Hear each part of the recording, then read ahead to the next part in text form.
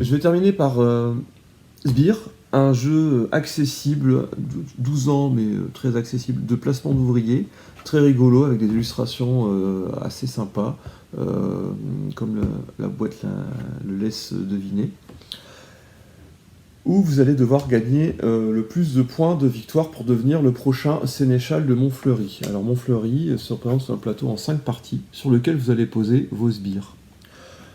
Au début de la partie, chacun a 8 sbires, donc des petits meeples comme ça, que vous allez placer sur les différents quartiers pour y piocher des cartes. Donc à l'installation, chacun a son blason qui commence à 5 points. Et à la fin de chaque journée, qui se passe en 3 phases de jeu, on regarde celui qui a atteint 30 points. Si vous avez atteint 30 points au bout d'une journée, vous avez directement gagné la partie. Si au bout de 4 journées, personne n'est arrivé à 30, on regarde celui qui a le score le plus élevé. Donc chaque journée se divise en 3 phases, qui sont très bien indiquées sur les aides de jeu à disposition de chaque joueur, ce qui facilite l'accessibilité du jeu. Première phase, en commençant par le premier joueur, qui a l'insigne honneur, donc le petit jeton ici, chacun va poser un sbire sur un des quartiers de Montfleury. Voilà. On va continuer ainsi de suite jusqu'à ce que chacun ait posé tous ses sbires. La limite de sbires par quartier est déterminée par le nombre de joueurs. À 3 joueurs, on va être à une limite de 5 sbires sur un quartier. Deuxième phase de jeu, une fois que tous les sbires ont été placés, on va piocher les cartes en fonction du nombre de sbires qu'on a posés. Par exemple, ici dans le quartier bleu, qui est le quartier de la salle d'armes, vous avez ici 2 sbires bleus et 1 sbire jaune.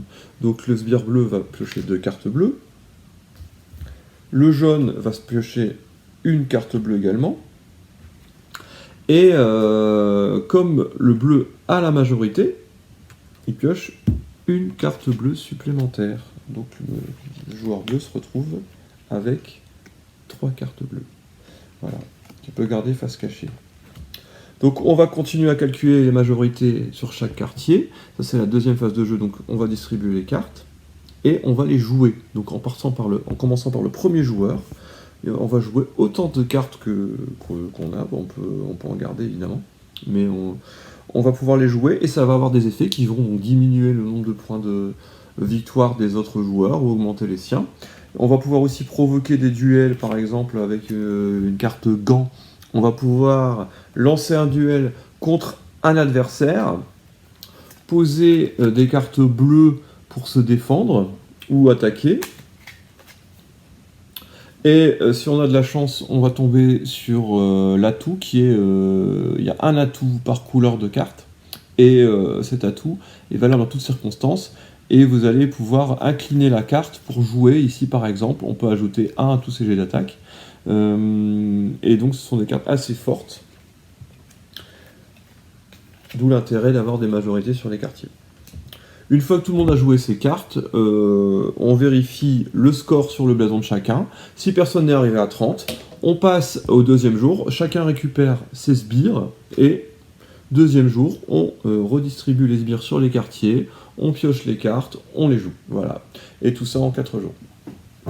Et je pense que, voilà, avec ça, vous avez un aperçu assez complet de sbires, que je vous invite donc à jouer si vous avez la motivation et que vous avez envie d'un petit jeu de placement d'ouvriers. Bonne journée et puis à bientôt à la ludothèque.